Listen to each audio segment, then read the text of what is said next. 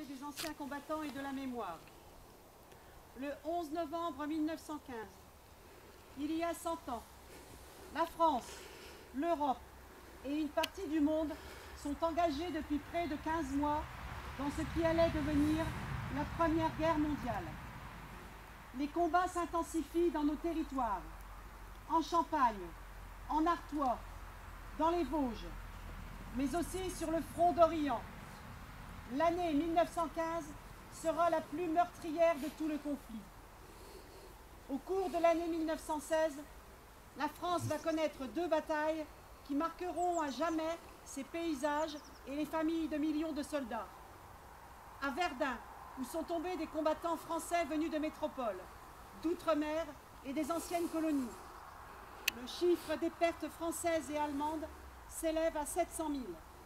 Dans la Somme, où les pertes atteignent le million, des Africains du Sud, des Australiens, des Britanniques, des Canadiens, des Irlandais et des Néo-Zélandais se battent aux côtés des soldats de notre armée. En 2016, le souvenir de ces combats réunira tous les pays qui ont pris part à cette guerre que l'histoire a retenue comme étant la Grande Guerre. Les cérémonies commémoratives, le 29 mai à Verdun dans la Meuse, le 1er juillet à Thiepval dans la Somme, seront l'occasion d'inviter chacune et chacun à mesurer à quels extrêmes le nationalisme a conduit l'Europe et à se replonger dans ses souvenirs familiaux. Cet hommage exceptionnel doit trouver un relais dans l'ensemble de nos territoires et les maires seront invités à organiser le 29 mai une cérémonie dans leur commune. Cet hommage aux combattants de la Grande Guerre ne date pas d'aujourd'hui. Le 8 avril 1915, une loi crée une nouvelle décoration militaire destinée à saluer les combattants, français ou étrangers, dont le comportement au combat, à titre individuel ou collectif, mérite d'être cité en exemple. La Croix de guerre 1914-1918 est remise à des combattants et à des communes.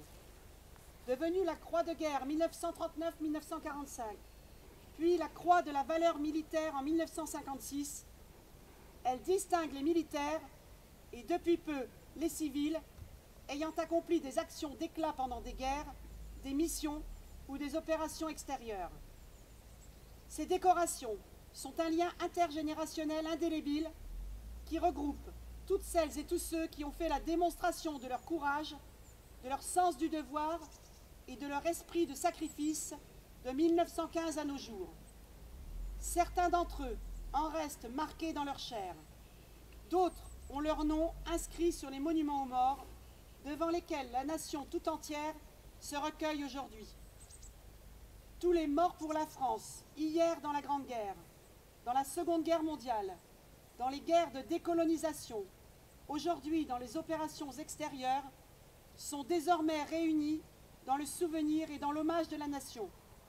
Ne pas les oublier et transmettre le message mémoriel aux jeunes générations est notre devoir et relève de notre responsabilité collective.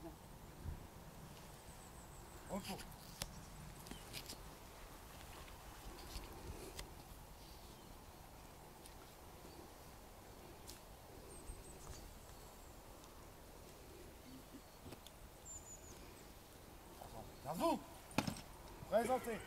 Armes.